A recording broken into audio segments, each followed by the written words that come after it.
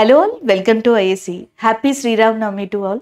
So ఈ వీడియోలో మనం ఇంపార్టెంట్ కరెంట్ అఫైర్స్ అండ్ దానికి సంబంధించిన స్టాటిక్ జీకే, అలాగే కొంతమంది స్టూడెంట్స్ మనకి డౌట్స్ని కమెంట్ చేశారు, వాటికి సంబంధించినవి రివ్యూకి ముందర డిస్కస్ చేద్దాం. ఫస్ట్ కరెంట్ అఫైర్ చూద్దాం. ఫర్ ద ఫస్ట్ టైం మనకి న్యూస్ వీక్ అనే ఒక మ్యాగజైన్ ఏదైతే ఉందో, సో దాని మీద కవర్ పేజ్ మీద prime minister of India Narendra Modi గారి యొక్క ఇమేజ్ అనేది రావడం జరిగింది. సో ఫార్ ఇప్పటి వరకు ఈ మ్యాగజైన్ యొక్క కవర్ పేజ్ మీద ఇద్దరు ప్రైమ్ మినిస్టర్స్ ఇండియాకి సంబంధించి వచ్చింది. ఒకటి ఇందిరా గాంధీ గారిది, తర్వాత నరేంద్ర మోదీ గారిదేనంట. సో దానికి సంబంధించిన ఒక అప్డేట్గా మనం ఇది చూడొచ్చు. బట్ మోదీ గారికి సంబంధించి కొంతవరకు మనం ఇక్కడ కరెంట్ అఫైర్స్ కావచ్చు, ఇన్ఫర్మేషన్ని ఒకసారి క్విక్గా రివిజన్ చేయొచ్చు అనమాట. ఇక్కడ చూడండి, ప్రైమ్ మినిస్టర్ నరేంద్ర మోదీ గారి యొక్క మనకి ఏదైతే ఈ ఇమేజ్ ఉంటుందో న్యూస్ వీక్ అని చెప్పేసి ఉందన్నమాట. ఇది మనకి అబ్రాడ్కి సంబంధించిన లేదా న్యూయార్క్కి సంబంధించిన ఒక మ్యాగజైన్గా చెప్తున్నారు. సో దీని మీద ఆయన యొక్క కవర్ పేజ్ సంబంధించిన ఇమేజ్ ఏదైతే ఉందో అది రావడం జరిగింది.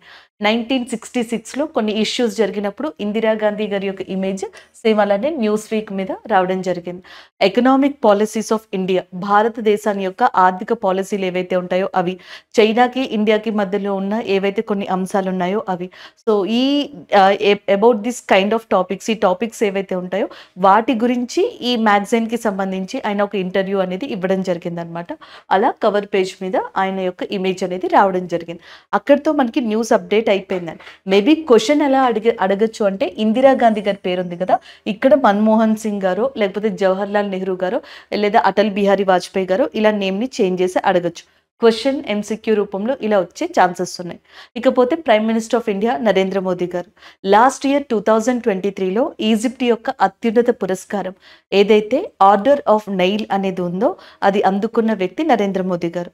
ఫ్రాన్స్ యొక్క అత్యున్నత పురస్కారం order of chevalier. France and Egypt highest civilian awards are received by prime minister Narendra Modi sir in 2023గా చెప్పొచ్చు. And after that in 2024 and once election dates are announced, election dates announce చేసిన తర్వాత భూటాన్ కంట్రీని విజిట్ చేసిన person మనకి prime minister of India Narendra Modi గారు. సాధారణంగా elections అనేవి మనకి స్టార్ట్ అయిపోయినాయి అనుకోండి, ఏ ప్రైమ్ మినిస్టర్ కూడా ఇప్పటి వరకు ఎలక్షన్స్ డేట్స్ ఇచ్చిన తర్వాత ఇట్లా ఇంటర్నేషనల్ విజిట్ చేయలేదు. ఇలా చేసిన ప్రైమ్ మినిస్టర్ నరేంద్ర మోదీ గారుగా చెప్తున్నారు. అంతేకాకుండా భూటాన్ యొక్క అత్యున్నత పురస్కారం ఏదైతే ఉందో ఆర్డర్ ఆఫ్ ద డ్రూక్ గ్యాలోపో అనేది, సో ఆ అవార్డుని కూడా నరేంద్ర మోదీ గారు అందుకున్నారు. భూటాన్ యొక్క ప్రైమ్ మినిస్టర్ షిరింగ్ తోగ్బే, నామ్యల్ వాంగ్చుక్ అనే పర్సన్ భూటాన్ యొక్క కింగ్గా ఉన్నారు.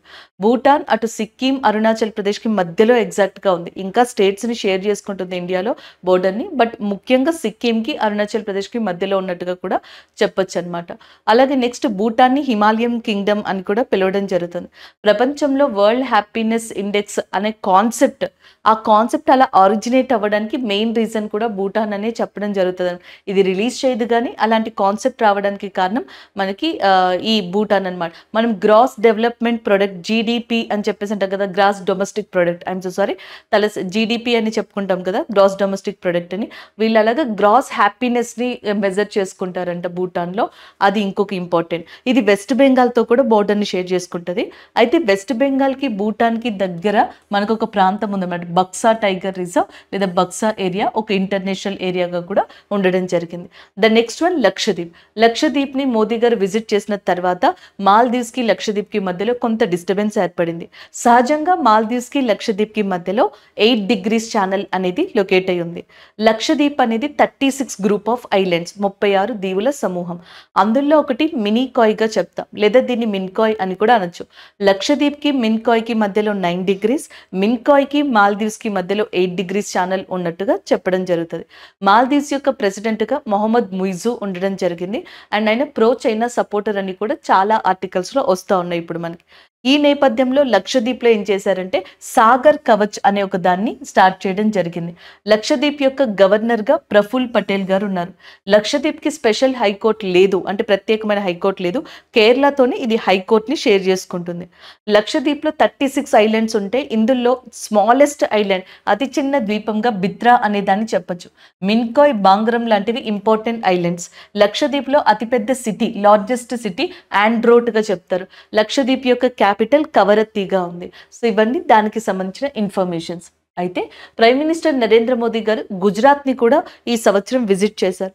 ఆ విజిట్ చేసినప్పుడు ద్వారకాలోని సబ్మెరైన్ని కూడా ఆయన ద్వారకాలో డైవ్ కూడా ఆయన ఎక్స్పీరియన్స్ చేయడం జరిగింది. దాన్ని డివైన్ డైవ్గా చెప్పారనమాట. సో సముద్రం లోపల మొత్తం అంతా కూడా ఆయన చూడడం జరిగింది కొంతవరకు.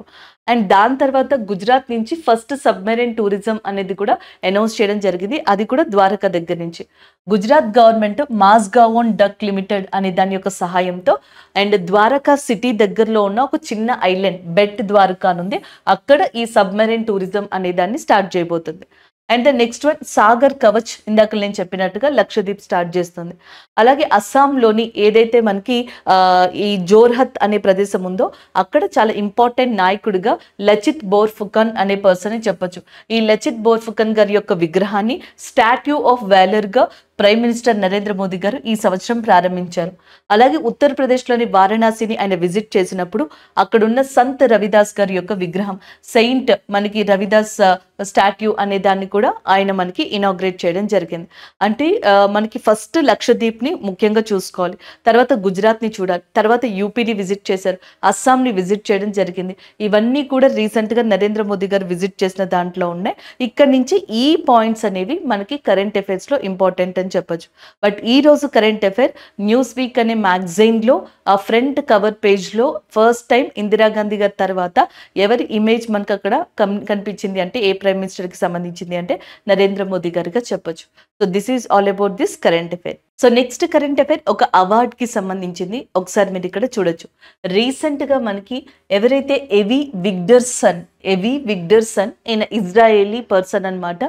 ఈయనకి రీసెంట్గా ట్యూరింగ్ పురస్కారం ACM ట్యూరింగ్ అవార్డ్ అనేది రావడం జరిగింది. సో ఈ అవార్డుని జనరల్గా నోబెల్ ప్రైజ్ ఇన్ కంప్యూటింగ్గా చెప్తారనమాట, గణన విషయంలో. సో కంప్యూటింగ్ విషయంలో నోబెల్ ప్రైజ్గా చెప్తారు మనకి ఈ ట్యూరింగ్ పురస్కారం. దానిని రీసెంట్గా ఇజ్రాయెల్కి సంబంధించిన మ్యాథమెటిషియన్ అండ్ కంప్యూటర్ సైంటిస్ట్ అయిన ఎవి విగ్డర్సన్ గారికి రావడం జరిగింది. అదే ఇక్కడ current affair. Next one, Abel prize అనేది మనకి మ్యాథమెటిక్స్లో నోబెల్ ప్రైజ్ కింద కన్సిడర్ చేస్తారంట. 2024లో ఫ్రాన్స్కి సంబంధించిన మిచెల్ టాల్గ్రెండ్ అనే పర్సన్ ఎవరైతే ఉన్నారో మిచెల్ టాల్గ్రెండ్కి 2024లో ఎబెల్ ప్రైజ్ అనేది రావడం జరిగింది. 2021లో ఇదే ఎబెల్ ప్రైజ్ మనకి విగ్డర్సన్కి రావడం జరిగింది. అండ్ 2024లోనేమో ఈ పర్సన్కి వచ్చింది. ఆల్రెడీ మనం చాలాసార్లు కరెంట్ అఫైర్స్ చెప్పుకున్నప్పుడు డిస్కస్ చేసాం. లైక్ 58th జ్ఞానపీఠ్ అవార్డు అనేది గుల్జార్ గారికి, రామభద్రాచార్య గారికి వచ్చిందని. అలాగే నెక్స్ట్ 33rd అవార్డు మనకి సరస్వతి సమ్మాన్ ప్రభావర్మ గారికి రావడం జరిగిందని. అలాగే నెక్స్ట్ రీసెంట్గా అయితే మనకి నైఫ్ అనే బుక్ని రాసిన ఎవరైతే సల్మాన్ రష్దీ ఉన్నారో ఆయనకి 1981లో ద మిడ్ నైట్స్ అనే బుక్కి గాను మ్యాన్ బుకర్ ప్రైజ్ అనేది రావడం జరిగిందని. ఇలాంటి అవార్డ్స్ని మనం ఆల్రెడీ డిస్కస్ చేసాం. దాంతోపాటుగా ఇస్రోకి సంబంధించిన అవార్డ్స్ని డిస్కస్ చేసాం. భారతరత్న అవార్డులని కూడా మనం డిస్కస్ చేయడం జరిగింది. సో ఇలాంటి అవార్డ్స్ కేటగిరీకి సంబంధించిందే నోబెల్ ప్రైజ్ ఇన్ కంప్యూటింగ్గా చెప్పుకునే ఏదైతే ట్యూరింగ్ పురస్కారం ఉందో అది. So next one, coming to that Israel. చాలామంది స్టూడెంట్స్ నిన్న నాకు కమెంట్ చేశారనమాట, నేను బై మిస్టేక్ చెప్పినట్టున్నాను. అది ఏంటి అంటే ఇజ్రాయెల్కి సంబంధించి మనకి ఏదైతే ఆపరేషన్ని కండక్ట్ చేశారో అది ఆపరేషన్ ఐరన్ స్వార్డ్. ఇరాన్ ఏదైతే కండక్ట్ చేసిందో అది ఆపరేషన్ ట్రస్ట్ ప్రామిస్. అయితే నేను ఆ చెప్పడంలో ఫ్లోలో నేను మళ్ళీ రివైజ్ చేసి చూడలేదండి, మీకు కమెంట్ చూసే చెప్తున్నాను. నేను మిస్ మ్యాచ్ చేసి చెప్పినట్టుగా అక్కడ స్టూడెంట్స్ మనకి కమెంట్ చేయడం జరిగింది. అండ్ ఒకవేళ నేను మిస్ మ్యాచ్ చేసినట్టయితే నేను ఇక్కడ సరి చేస్తున్నాను. ఇరాన్ ఏం చేసింది అంటే మనకి సిరియా యొక్క క్యాపిటల్ డమస్కస్ అనమాట. ఈ సిరియా కావచ్చు, ఇరాక్, ఇరాన్, యమన్ ఇవన్నీ అలైన్డ్ కంట్రీస్. మనం ఇండియా, నేపాల్, భూటాన్ ఇవన్నీ ఎట్లాగా ఒక మిత్ర దేశాలుగా కలిసి ఉంటాయి చిన్న చిన్న విషయాలు ఉన్నప్పటికీ, అలా ఇరాక్, ఇరాన్, యమన్ లాంటి కంట్రీస్ అన్నీ కూడా అలైన్డ్ కంట్రీస్. అండ్ సిరియా యొక్క క్యాపిటల్ అయిన ఏదైతే డమస్కస్ ఉందో అక్కడ ఇరాన్ యొక్క ఎంబసీ ఉందన్నమాట, ఇరాన్ ఎంబసీ ఆఫీస్. అయితే మనకి ఈ ఇజ్రాయెల్, గాజా, హమాస్ కావచ్చు, యమన్ అండ్ నెక్స్ట్ సిరియా దగ్గర నుంచి కొన్ని అటాక్స్ ఎదుర్కొంటుంది రీసెంట్గా. హమాస్ ఇజ్రాయెల్ని అటాక్ చేయగానే సో అప్పుడు మనకి చాలా న్యూస్ అనేది రావడం జరిగింది. అండ్ ఇజ్రాయెల్ యొక్క స్పై ఏజెన్సీ, ఇంటెలిజెన్సీ ఏజెన్సీ ఏదైతే ఉందో మజూద్, సో అది ఫెయిల్ అయిపోయింది అని, ప్రపంచంలో పవర్ఫుల్ ఇంటెలిజెన్సీయే ఫెయిల్ అవ్వడం వల్ల, అండ్ ఇజ్రాయెల్ యొక్క ఐరన్ డోమ్ ఏదైతే ఉందో అది ఫెయిల్ అవ్వడం వల్ల, ఇజ్రాయెల్కి సంబంధించిన ఈ రెండు ఫెయిల్ అవ్వడం వల్ల హమాస్ ఈజీగా అటాక్ చేయగలిగారని ఇజ్రాయెల్కి చెప్పడం జరిగింది. అంతేకాకుండా ఇజ్రాయెల్ దీనికి రివెంజ్గా ఆపరేషన్ ఐరన్ స్వార్డ్స్ అనే దాన్ని లాంచ్ చేసి గాజాని మొత్తాన్ని కూడా కంప్లీట్గా లాక్ చేసింది. సో ఈ నేపథ్యంలో అక్కడున్న ఇండియన్స్ని బయటికి తీసుకొచ్చేందుకు ఇండియా ఆపరేషన్ అజయ్ అనే దాన్ని కండక్ట్ చేసింది. అయినా మనం కేరళకి సంబంధించిన ఒక వ్యక్తిని కోల్పోయామన్నమాట ఈ ఇష్యూస్ మొత్తంలో కూడా. దాని తర్వాత కొన్ని రోజులుగా ఇజ్రాయెల్కి గాజా హమాస్కి మధ్యలో ఈ ప్రాబ్లం కంటిన్యూ అవుతానే ఉంది. ఈ మధ్యలో మళ్ళీ ఏం జరిగిందంటే ఇజ్రాయెల్ ఏప్రిల్ 1న సిరియా క్యాపిటల్ అయిన డమస్కస్లో ఇరాన్ ఉంది కదా, ఇరాన్ ఎంబసీ, దాని మీద అటాక్ చేసినట్టుగా ఇరాన్ చెప్పింది. అందుకని చెప్పేసి దానికి రివెంజ్గా ట్రస్ట్ ప్రామిస్ అనే ఆపరేషన్ ఇరాన్ లాంచ్ చేసి, ఇరాన్ ఎప్పుడూ లేనటువంటి విధంగా ప్రపంచంలోనే ఫర్ ద ఫస్ట్ టైం ఒక కంట్రీ ఇంకొక కంట్రీ మీద అతి ఎక్కువ మిసైల్స్ తోటి విరుచుకుపడడం జరిగింది ట్రస్ట్ ప్రామిస్ పేరుతో. అది ఇరాన్ లాంచ్ చేసింది. ఆపరేషన్ అజయ్ ఇండియా లాంచ్ చేసింది. ఆపరేషన్ ఐరన్ స్వార్డ్స్ అనేదేమో మనకి ఇజ్రాయెల్ లాంచ్ చేసింది. అది ఒకసారి సరి చేసుకోండి. ఇజ్రాయెల్కి సంబంధించి ఇక్కడ వచ్చింది కాబట్టి చెప్పాను. ఇజ్రాయెల్కి సంబంధించిన ప్రైమ్ మినిస్టర్గా బెంజమిన్ నెతాన్యాహు అనే పర్సన్ ఉన్నారు. అండ్ ఇజ్రాయెల్కి జోర్డాన్కి మధ్యలో మనకి డెడ్ సీ అనేది లొకేట్ అయి ఉంటుంది. అది ఇంకొక ఇంపార్టెంట్ పాయింట్గా చెప్పొచ్చండి ఇక్కడ. అండ్ యునెస్కో అనేది హెడ్ క్వార్టర్స్ ప్యారిస్లో ఉంది కదా, యునెస్కోలో ఇజ్రాయెల్ అనేది మెంబర్గా లేదు, అది క్విట్ అయిపోయింది. అది ఇంకొక పాయింట్గా మీరు ఇక్కడ రిపీట్ చేసుకోవచ్చు. So this is all about this current affair. Next one చూద్దాం. సో నెక్స్ట్ కరెంట్ అఫైర్ చూడండి, నైజీరియాకి సంబంధించిన కరెంట్ అఫైర్గా చెప్పొచ్చు, లేదా నైజీర్కి సంబంధించిన కరెంట్ అఫైర్ ఇది. సో ఫస్ట్ టైం మనకి ఇక్కడ చూడొచ్చు, Nigeria becomes the first country to roll out a vaccine for meningitis. So meningitis అనే వ్యాధికి సంబంధించి ఒక టీకాని, వ్యాక్సిన్ని తీసుకొచ్చిన ఫస్ట్ కంట్రీ ఏది అంటే ఆఫ్రికన్ కాంటినెంట్లోని నైజీరియాగా చెప్పొచ్చు అనమాట.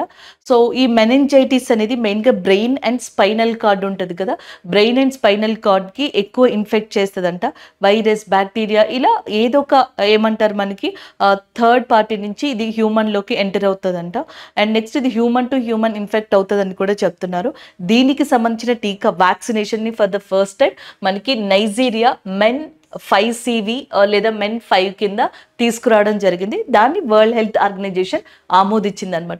గతంలో కోవిడ్కి భారత్ బయోటెక్ కోవాక్సిన్ని, అలాగే నెక్స్ట్ కోవిషీల్డ్ మనకి వేరే కంట్రీతో కలిసి మనం ఎలా అయితే డెవలప్ చేసామో అలా దీన్ని చెప్పొచ్చు. మనకి సెరమ్ ఇన్స్టిట్యూట్ డెవలప్ చేసిన కోవిషీల్డ్ వేరే కంట్రీస్తో కలిసి. అలాగే నెక్స్ట్ మనకి మలేరియాకి సంబంధించి, మలేరియా ఏదైతే ఉందో ఫ్రీ మలేరియా సర్టిఫికేషన్ని రీసెంట్గా క్యాబో వెర్డే అనేది 2024లో వరల్డ్ హెల్త్ ఆర్గనైజేషన్ నుంచి పొందింది. 2023లో అజర్బైజాన్, తజికిస్తాన్ లాంటి కంట్రీస్ పొందాయి అని చెప్పి మనం డిస్కస్ చేయడం జరిగింది. ఇలా ఏదైతే వరల్డ్ హెల్త్ ఆర్గనైజేషన్ ఉందో అది మెనింజైటిస్ అనే వ్యాధికి నైజీరియా ఒక వ్యాక్సిన్ని తీసుకొస్తే ఆ వ్యాక్సిన్ని అప్రూవ్ చేయడం జరిగింది. దానికి సంబంధించిన కరెంట్ అఫైర్ ఇది. అలాగే వరల్డ్ హెల్త్ ఆర్గనైజేషన్ యొక్క హెడ్ క్వార్టర్స్ జెనీవా, స్విట్జర్లాండ్లో ఉంది. ఇది ఎవ్రీ ఇయర్ ఏప్రిల్ 7న మనకి హెల్త్ డే అనే దాన్ని సెలబ్రేట్ చేస్తుంది, ప్రపంచ ఆరోగ్య దినోత్సవాన్ని. మై హెల్త్ మై రైట్ అనేది దీని యొక్క మెయిన్ థీమ్గా ఉందని చెప్పొచ్చు. అండ్ ప్రెసిడెంట్గా టెడ్రస్ అధానం అనే పర్సన్ ఉండడం జరిగింది. అలాగే నెక్స్ట్ వన్ ఇక్కడ చూడండి. నెక్స్ట్ వచ్చేటప్పటికి దీనికి రిలేటెడ్గా ఉన్న ఇంకొంత ఇన్ఫర్మేషన్.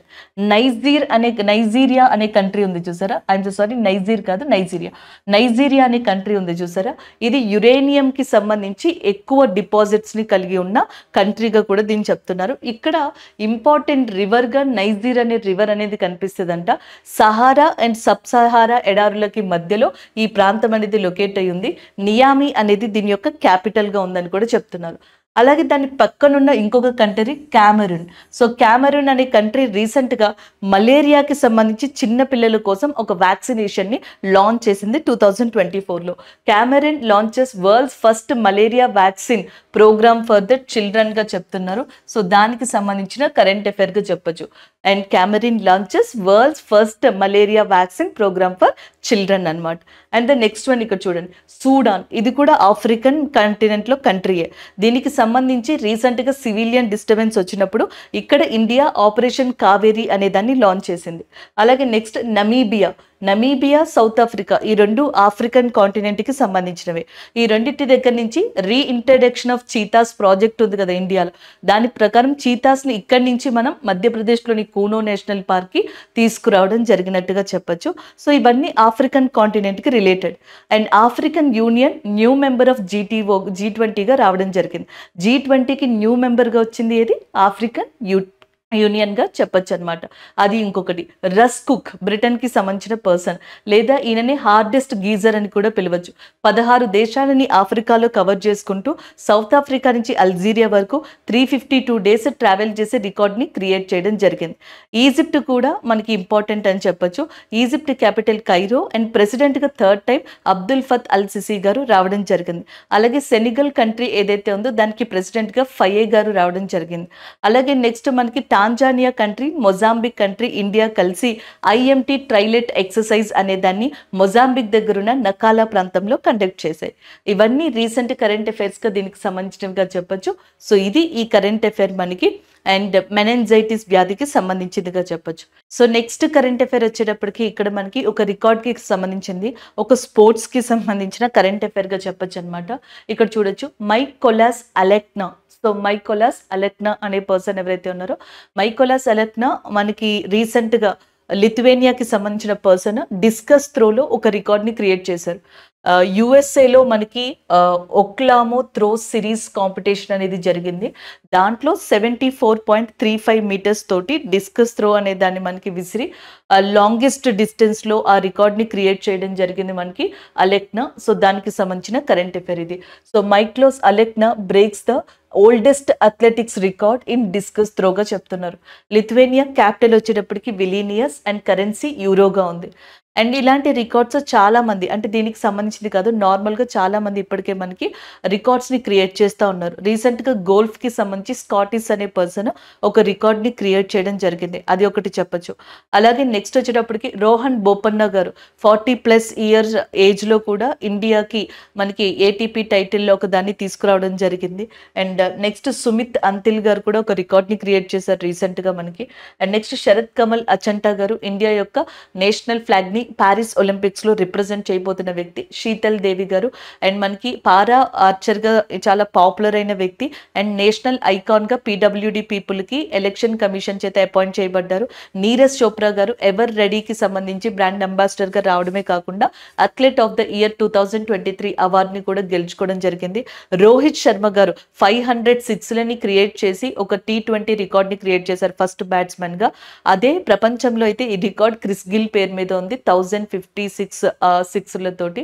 సో అది ఒకటిగా చెప్పొచ్చు అనమాట. అండ్ ఫార్ములా 1 రేస్కి సంబంధించి ఈ సంవత్సరంలో జరిగిన 4 రేసెస్లో 3 రేస్కి సంబంధించిన మెయిన్ గ్రాండ్ ప్రిక్స్ టైటిల్ని మనకి మ్యాక్స్ వెర్స్టప్పనే గెలుచుకున్నారు. అందులో బహ్రెయిన్, సౌదీ అరేబియా, రీసెంట్గా జరిగిన జపాన్ గ్రాండ్ ప్రిక్స్ అనేవి కూడా ఉన్నాయి. కేవలం ఆస్ట్రేలియా గ్రాండ్ ప్రిక్స్ని మాత్రమే ఆయన లాస్ అయ్యారు. సో దాని తర్వాత ఆయన ఆ గ్రాండ్ ప్రిక్స్కి రిటైర్మెంట్ని కూడా ప్రకటించడం జరిగింది. సో ఇవన్నీ స్పోర్ట్స్కి సంబంధించి రీసెంట్గా వచ్చిన కరెంట్ అఫైర్స్ అండి. నేను ఒకసారి రివైజ్ చేశాను. ఇక్కడ ఇంతకు మించి మనకి చెప్పడానికి స్కోప్ లేదు కాబట్టి ఈ పర్సన్ని గుర్తుపెట్టుకోండి. సో రీసెంట్గా మైకోలస్ అలెక్నా అనే పర్సన్ న్యూస్లో ఉన్నారు. ఏ గేమ్కి సంబంధించిన పర్సన్ అంటే డిస్కస్ త్రోకి సంబంధించిన పర్సన్, అలాగే లిథువేనియా కంట్రీకి సంబంధించిన పర్సన్గా మనం గుర్తుపెట్టుకుంటే సరిపోతుంది. ఈ రికార్డ్ని ఒక్కొక్కసారి అడుగుతారు ఎంత డిస్టెన్స్ అనేది కూడా. 74 బదులు 64, 35 బదులు 34 ఇలా ఇవ్వచ్చు. 74.35 మీటర్స్ తోటి ఆయన ఒక రికార్డ్ని క్రియేట్ చేయడం జరిగింది. సో నిన్నే ఒక కరెంట్ అఫైర్ చేసాం, డస్క్లిక్ యుద్ధ విన్యాసం, డస్క్లిక్ ఎక్సర్సైజ్. ఇది ఇండియాకి ఉజ్బెకిస్తాన్కి మధ్యలో ఉజ్బెకిస్తాన్లోని టెర్మిస్ అనే ఏరియాలో కండక్ట్ చేస్తున్నారు. 5th ఎడిషన్ అని కూడా మనం డిస్కస్ చేయడం జరిగింది. అయితే ఈ డస్క్లిక్ ఏ కంట్రీ అని చెప్పాను, ఉజ్బెకిస్తాన్ కదా. అది ఉజ్బెకిస్తాన్ని ఇప్పుడు మనకి ఇండియా యొక్క ఆర్మీ చీఫ్ అయిన మనోజ్ పాండే గారు 4 డేస్ పాటు విజిట్ చేయనున్నారు. దానికి సంబంధించిన కరెంట్ అఫైర్ ఇది. So army chief general Manoj Pandey and to visit visit Uzbekistan for 4 days అన్నమాట. సో దానికి సంబంధించిన కరెంట్ అఫైర్ గా చెప్పొచ్చు. ఉజ్బెకిస్తాన్ లో మనకి ఉజ్బెకిస్తాన్ అంటేనే గుర్తొచ్చేది తష్కంట్ అన్నమాట. సో 1965లో ఇండియాకి పాకిస్తాన్ కి యుద్ధం జరిగినప్పుడు ఇండియా యొక్క ప్రైమ్ మినిస్టర్ గా లాల్ బహదూర్ శాస్త్రి గారు ఉన్నారు. అప్పుడు యునైటెడ్ నేషన్ ఇతర ఇంటర్నేషనల్ ఆర్గనైజేషన్స్ కంట్రీస్ యొక్క మీడియేషన్ అంటే మధ్యవర్తిత్వం ద్వారా ఇండియా పాకిస్తాన్ ఒక ఒప్పందానికి వచ్చే దాన్ని తష్కంట్ ఒప్పందం అంటాం. ఈ తష్కంట్ ఒప్పందం తర్వాతే లాల్ బహదూర్ శాస్త్రి గారు చనిపోవడం జరిగింది. ఆయన యొక్క మెమోరియల్ తష్కంట్ లో ఉంది. దాన్ని విజిట్ చేయబోతున్న పర్సన్ ఇప్పుడు మనకి ఎవరు అంటే మనోజ్ పాండే గారుగా చెప్పొచ్చు అనమాట. అలాగే ఆర్మీ డే అనే దాన్ని మనం ఎవ్రీ ఇయర్ ఎప్పుడు సెలబ్రేట్ చేసుకుంటాము అంటే Jan 15th ఆర్మీ డే అనే దాన్ని సెలబ్రేట్ చేసుకోవడం జరుగుతుంది. అలాగే నెక్స్ట్ ఇక్కడ ఉజ్బెకిస్తాన్ కి సంబంధించిన ఇన్ఫర్మేషన్ మనం చూసాం కదా. ఉజ్బెకిస్తాన్ కి దగ్గరలోనే మనకి ఇక్కడ చూసుకున్నట్టయితే ఈ ఉజ్బెకిస్తాన్, కజకిస్తాన్ ఇలాంటి కంట్రీస్ అన్ని కూడా పక్క పక్కనే ఉంటాయి. వీటికి దగ్గరలో కాస్పియన్ సీ అని చెప్పేసి ఉంది. కాస్పియన్ సీ అనొచ్చు, కాస్పియన్ సీ అని కూడా అనొచ్చు. కాస్పియన్ సీ దగ్గర ముఖ్యంగా ఎన్ని కంట్రీలు ఉంటాయంటే ఆ కంట్రీలని ఎయిర్ క్యాట్ అని గుర్తుపెట్టుకోవచ్చు. సో రెడ్ సీకి డేసీ అని ఎలా గుర్తయితే పెట్టుకున్నామో అలాగే కాస్పియన్ సీకి ఎయిర్ క్యాట్ అని గుర్తుపెట్టుకోవాలి. ఏ అంటే అర్థం ఇక్కడ అజర్బైజాన్, ఐ అంటే అర్థం ఇరాన్, ఆర్ అంటే రష్యా, కే అంటే కజకిస్తాన్, టీ అంటే తుర్కెమినిస్తాన్ గా చెప్పొచ్చు. ఈ కంట్రీస్ ని ఆనుకుని ఉంది కాస్పియన్ సీ. డెడ్ సీ వచ్చేటప్పటికి ఇజ్రాయెల్ కి జోర్డాన్ కి మధ్యలో ఉంది. మెడిటేరియన్ సీ చుట్టుపక్కల దాదాపుగా 17 కంట్రీస్ ఉన్నాయి. రెడ్ సీ దగ్గర డేసీ అని చెప్పేసి Saudi Arabia, Sudan, Eritrea, next మనకి ఈజిప్ట్ లాంటి కంట్రీలు ఏవైతే ఉన్నాయో అవి, జిబూతి లాంటి కంట్రీలు, యమన్ లాంటి కంట్రీలు ఆక్యుపై చేసుకుని ఉన్నాయన్నమాట రెడ్ సీ, ఎర్ర సముద్రాన్ని. సో ఇది ఒక చీట్ కోడ్ గా మీరు గుర్తుపెట్టుకోవచ్చు. అలాగే అజర్బైజాన్ లో ఈ సంవత్సరం COP29 అనే ఒక సమావేశం జరగబోతుంది. ఇప్పుడు రష్యాకి ఉక్రెయిన్ కి మధ్యలో ప్రాబ్లం ఎలాగో అజర్బైజాన్ కి అర్మేనియా అనే కంట్రీకి మధ్యలో కూడా ప్రాబ్లం అలానే ఉంది. అర్మేనియాకి సంబంధించిన క్యాపిటల్ ఎరేవాన్ గా చెప్పడం జరుగుతుంది అనమాట. అండ్ నేను ఆల్రెడీ మీకు చెప్పాను, ఉక్రెయిన్ ఏం చేసిందంటే రష్యా యొక్క యుద్ధం వల్ల మనకి ఒక డ్రాఫ్ట్ పాలసీని ఉక్రెయిన్ లో తీసుకొచ్చింది. 18 years ప్లస్ ఉన్న వాళ్ళు ఉక్రెయిన్ ఆర్మీలో తప్పనిసరిగా సర్వీస్ చేయాలి, రిజిస్టర్ చేసుకోవాలని ఒక పాలసీని కూడా మనకి ఉక్రెయిన్ రీసెంట్ గా రిలీజ్ చేయడం జరిగింది. ఈ సంవత్సరం షాంఘై కోఆపరేషన్ ఆర్గనైజేషన్ సమావేశం కజకిస్తాన్ లో జరగబోతుంది అనమాట. This is all about this additional information అండి. సో నెక్స్ట్ కరెంట్ అఫైర్ చూడండి. నెక్స్ట్ వచ్చేటప్పటికి ఇక్కడ మనకి డెరిక్ అండర్ వుడ్ అని చెప్పేసి ఉంది. డెరిక్ అండర్ వుడ్ అనే పర్సన్ ఎవరైతే ఉన్నారో ఇంగ్లాండ్ క్రికెటర్ అయినా రీసెంట్ గా చనిపోయారు. అండ్ ఆయన యొక్క నిక్ నేమ్ వచ్చేటప్పటికి డెడ్లీ అని చెప్పేసి పిలుస్తారంట. డెరిక్ అండ్ అండర్ వుడ్ అనే person England cricketer, ICC hall of fame అనే దాన్ని కూడా ఒకసారి మనకి ఆయన అందుకున్న వ్యక్తి అంట. అలాంటి పర్సన్ రీసెంట్ గా చనిపోయారు, అది ఆయనకి సంబంధించిందని. And the next one, recent గా మనకి ఒబిచరీస్ లో హిగ్స్ బోసన్ అనే దాన్ని గాడ్స్ పార్టికల్ ని ఐడెంటిఫై చేసిన లేదా కాన్సెప్ట్ ని తీసుకొచ్చిన పీటర్ హిగ్స్ ఒబిచరీస్ లో ఉన్నారు చనిపోయిన వాళ్ళలో. పంకజ్ ఉద్దాస్ ఎవరైతే మనకి గజల్ సింగర్ అని చెప్పేసి అంటామో ఈ గజల్ సింగర్ న్యూస్ లో ఉన్నారు. ఆచార్య విద్యాసాగర్ మహారాజ్ వచ్చేటప్పటికి జైనిజానికి సంబంధించి ఈయన న్యూస్ లో ఉండడం జరిగింది ఒబిచరీస్ కి సంబంధించి. జమ్మూ కాశ్మీర్ యొక్క ఎవరైతే జర్నలిస్ట్ ఉన్నారో ఫారూక్ నజ్కి, ఈయన కూడా మనకి రీసెంట్ గా ఒబిచరీస్ లో ఉన్నారనమాట. ఇది కూడా చాలా ఇంపార్టెంట్ అండి. ఒబిచరీస్ కి సంబంధించి వాళ్ళు ఏదైనా ఫీల్డ్ ఉంటే ఫీల్డ్, వాళ్ళకి సంబంధించిన ఇంపార్టెన్స్ ఇంపార్టెన్స్ ఇలాంటివి ఎక్కువగా అడిగే ఛాన్సెస్ ఉంటాయి. So next current affair science and టెక్నాలజీకి సంబంధించింది. పోన్స్ బ్రూక్ అనేది ఒక కమెట్ అండి, కమెట్ కి సంబంధించింది. సో జనరల్ గా మనకి కమెట్ వచ్చేటప్పటికి వీటిని టైల్ స్టార్స్ అని కూడా పిలవచ్చు అనమాట. సో ఇది icy crystal, solid and dust particles తో ఫిల్ అయ్యి ఉంటది అనమాట ఈ బాడీ అనేది. అండ్ ఈ కమెట్ వచ్చేటప్పటికి దీని పేరు పోమ్స్ బ్రూక్స్ అని చెప్పేసి ఉంది. ఇది సూర్యుడికి దగ్గరగా April 21 రోజున రాబోతుందంట. ప్రజెంట్ ఇది జూపిటర్ దగ్గర ఐడెంటిఫై చేశారు చాలా రోజుల క్రితం. ఇప్పుడు ఇది సూర్యుడికి దగ్గరగా వస్తున్నట్టు, అది 21 రోజున వస్తుంది అన్నట్టుగా మనకి చెప్పడం జరిగింది. దానికి సంబంధించిన కరెంట్ అఫైర్ ఇది. విశ్వంలో గ్రహాలతో పాటుగా మనకి ఉపగ్రహాలు, తోక చుక్కలు, లఘు గ్రహాలు, గ్రహ శకలాలు ఇవన్నీ ఉంటాయి. And along with planets and we have a stars, asteroids, comets and as well as a tail stars అని కూడా పిలవచ్చు. ఇవన్నీ కూడా జనరల్ గా ఉంటాయి. వాటిలో ఒకటి కమెట్ అన్నమాట, దాని పేరు బ్రూక్స్. ఇది ఇప్పుడు సన్ కి చాలా దగ్గరగా వస్తుందంట. And the next one, already మనకి ఒక కమిటీకి సంబంధించి పేరుని ఇంటర్నేషనల్ ఆస్ట్రానమికల్ యూనియన్ జయంత్ మూర్తి గారికి పెట్టడం జరిగిందనమాట. అది ఒకటి కమిటీకి కాదు, ఆస్ట్రాయిడ్కి ఒక ఆస్ట్రాయిడ్ పేరుని మనకి జయంత్ మూర్తి గారికి పెట్టడం జరిగింది, ఇండియన్ అయినా. నెక్స్ట్ కేరళకి సంబంధించిన అశ్విన్ శేఖర్ గారికి ఇదే international astronomical union minor planet కి సంబంధించిన పేరుని పెట్టడం జరిగింది. తమిళనాడులో ఉన్న Kodaikanal solar observatory 125th anniversary అనే దాన్ని ఈ సంవత్సరం సెలబ్రేట్ చేసుకుంది. ఆదిత్య L1 అనేది India PSLV polar satellite launcher vehicle C-57 ద్వారా లాంచ్ చేసింది అనమాట. అలాగే K-STAR అనేది సౌత్ కొరియా యొక్క ఆర్టిఫిషియల్ సన్ ప్రాజెక్ట్. దీని ద్వారా దాదాపుగా 100 డిగ్రీల టెంపరేచర్ ని 48 సెకండ్స్ పాటు ల్యాబొరేటరీలో సౌత్ కొరియా సృష్టించి రికార్డ్ ని క్రియేట్ చేసింది. ఇలాంటి ఆర్టిఫిషియల్ సన్ కృత్రిమ సూర్యుడిని చైనా కూడా సృష్టించబోతుంది. ఆ ప్రాజెక్ట్ పేరు వచ్చేటప్పటికి టాక్మాక్ ఈస్ట్ గా చెప్పడం జరుగుతుంది అనమాట. సో ఇవి రీసెంట్ గా మనకి న్యూస్ లో ఉన్న ఇది అప్డేట్ అండి. ఈ అప్డేట్ తో పాటుగా రిలేటెడ్ గా నేను మీకు ఈ ఇన్ఫర్మేషన్ ని చెప్పడం జరిగింది అనమాట. సో నెక్స్ట్ కరెంట్ అఫైర్ చూడండి. ప్రపంచంలోని మోస్ట్ బిజియెస్ట్ ఎయిర్పోర్ట్ లో అండ్ మన Indira Gandhi airport in Delhi 10th place ని సొంతం చేసుకుంది. సో ఫస్ట్ ప్లేస్ లో వచ్చేటప్పటికి హార్ట్స్ఫీల్డ్ జాక్సన్ యూఎస్ఏకి సంబంధించింది ఉంది. సెకండ్ ప్లేస్ లో దుబాయ్ ఇంటర్నేషనల్ ఎయిర్పోర్ట్ ఉంది. 10th ప్లేస్ లో ఇందిరాగాంధీ ఇంటర్నేషనల్ ఎయిర్పోర్ట్ ఢిల్లీకి సంబంధించింది ఉంది. 2023లో దాదాపుగా 7 కోట్ల మందిని 7.22 crores ప్యాసింజర్స్ ని హ్యాండిల్ చేసి 10th busiest international airport in the world కింద ఇందిరాగాంధీ ఇంటర్నేషనల్ ఎయిర్పోర్ట్ అనేది మనకి రావడం జరిగింది అనమాట. దానికి సంబంధించిన కరెంట్ అఫైర్ గా దీన్ని చెప్పొచ్చు. అలాగే నెక్స్ట్ వచ్చేటప్పటికి మనకి ఈ ఎయిర్పోర్ట్స్ విషయానికి వస్తే సిక్కింలో 100th ఎయిర్పోర్ట్ అనేది ఉంది. దాని పేరు పాక్యాంగ్ ఎయిర్పోర్ట్ గా చెప్తాం. పాక్యాంగ్ ఎయిర్పోర్ట్ అనేది 100th airport in that Sikkim ఏరియాగా చెప్పొచ్చు. అలాగే రీసెంట్ గా మనకి ఉత్తరప్రదేశ్ లో కూడా ఇంకొక ఎయిర్పోర్ట్ నేమ్ ని చేంజ్ చేశారు. అయోధ్య ఇంటర్నేషనల్ ఎయిర్పోర్ట్ ఉంది కదా, దానిని మహర్షి వాల్మీకి ఇంటర్నేషనల్ ఎయిర్పోర్ట్ గా రీసెంట్ గానే పేరు మార్చడం జరిగింది. ఇలా చాలా చోట్ల ఎయిర్పోర్ట్ల పేర్లు మార్చారండి. అండ్ మనకి అండమాన్ అండ్ నికోబార్ లో ఉన్న పోర్ట్ బ్లేయర్ ఇంటర్నేషనల్ ఎయిర్పోర్ట్ ని వీర్ సవార్కర్ ఇంటర్నేషనల్ ఎయిర్పోర్ట్ గా పేరు మార్చారు. చండీగఢ్ ఇంటర్నేషనల్ ఎయిర్పోర్ట్ ని షాహిద్ భగత్ సింగ్ ఇంటర్నేషనల్ ఎయిర్పోర్ట్ గా పేరు మార్చడం జరిగింది. ఇవన్నీ రీసెంట్ అప్డేట్స్ గానే చెప్పొచ్చు, కొన్ని మాత్రం ఇందులో. అండ్ ఇక్కడ ఇది మనకి కరెంట్ అఫైర్. నెక్స్ట్ వన్ చూద్దాం. సో ఇక్కడ కొంతమంది స్టూడెంట్స్ డౌట్స్ అడిగారు, ఒకసారి ఇక్కడ చూడండి. ఇక్కడ మనకి టీఎస్ టాపిక్స్ కొన్ని చెప్తా అన్నారు కదా, అందులో ఫేమస్ టెంపుల్స్ గురించి కూడా ఒక వీడియో చేయండి అని అడిగారు. షూర్ అండి, తప్పకుండా. అండ్ అలాగే మీరు ఇక్కడ అడిగారు కాబట్టి నేను జనరల్గా చెప్తున్నాను మీకు, ఎవరైతే ఇది కమెంట్ చేశారో. స్పెషల్ టాపిక్స్ కొన్ని రోజు లైవ్ సెషన్స్లో జరుగుతున్నాయి. ఐఏసీ యూట్యూబ్ ఛానల్లో లైవ్ సెక్షన్స్లో మార్నింగ్ 8 నుంచి ఒక current affair 1 hour rapid revision జరుగుతుంది. అండ్ అందులో ఒక 10 minutes అనుకుంటా, 10 to 15 minutes 5 minutes అట్లా రోజు కుదిరినప్పుడల్లా ఒక ఇంపార్టెంట్ టాపిక్ని మనం డిస్కస్ చేస్తున్నాం. మీకు ఏమన్నా అట్లాంటిది ఇంట్రెస్ట్ అనిపిస్తే, నేర్చుకోవాలి, ఒకసారి రివైజ్ చేయాలనిపిస్తే అదొకసారి చూడొచ్చు. స్టార్టింగ్లోనే ఉంటుంది, ఒక 10 to 15 minutes. And the next one, Iran launches operation promise trust true promise against Israel correct చేయండి అన్నారు. నేను అదే చెప్పాను, అది కరెక్ట్ చేశానండి. ఒకవేళ నేను బై మిస్టేక్ చెప్పుంటే కనుక అది సరి చేసుకోండి. మనకి ఇరాన్ అనేది లాంచ్ చేసింది ఇజ్రాయెల్ మీదకి ఎగ్నెస్ట్గా ట్రస్ట్ ప్రామిస్ అనేది. అండ్ ఇజ్రాయెల్ అయితే మాత్రం ఆపరేషన్ ఐరన్ స్వార్డ్స్ అనేది లాంచ్ చేసింది. సో అది ఒకటి ఇక్కడ ఇచ్చారు, చూసుకోవచ్చు. అండ్ నెక్స్ట్ వచ్చేటప్పటికి సారీ, ట్రూ ప్రామిస్ అనబోయి ట్రస్ట్ ప్రామిస్ అన్నానంట. I'm so sorry, true promise. So అదే సరి చేసుకోండి కొంచెం, ట్రస్ట్ కాదు ట్రూ ప్రామిస్ అనమాట. మేబీ నేను నాకు అది ఫ్రీక్వెంట్గా ట్రస్ట్ అని వస్తుంది. Next one, Tehri dam Bhagirathi river Ganga river కాదు అని చెప్పేసి అన్నారు.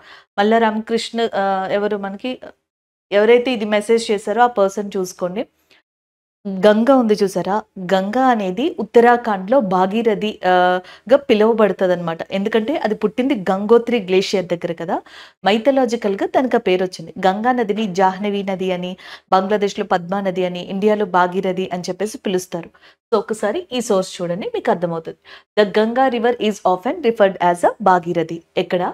It's upper reaches particularly in the state of Uttarakhand in northern India.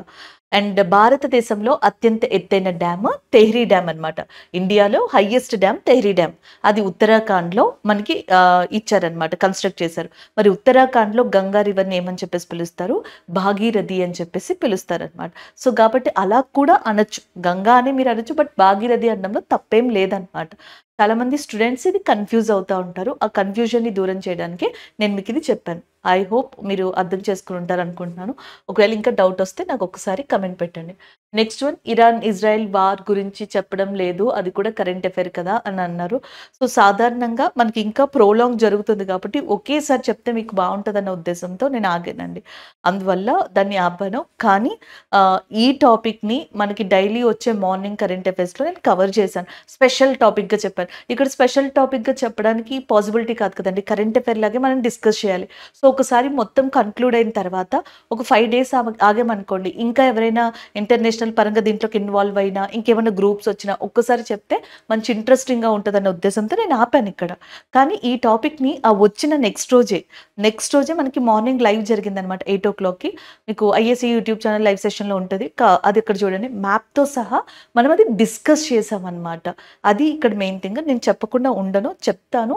But ఏంటంటే ఒక 5 days ఉంటే ఇంకొంచెం మనకి కంటెంట్ యాడ్ అవుతుంది కదా, సో దాని తర్వాత ఒకేసారి మీకు ఎక్స్ప్లెయిన్ చేయడం జరుగుతుంది. సో ఇవి కొన్ని డౌట్స్ స్టూడెంట్స్ అడిగినవి.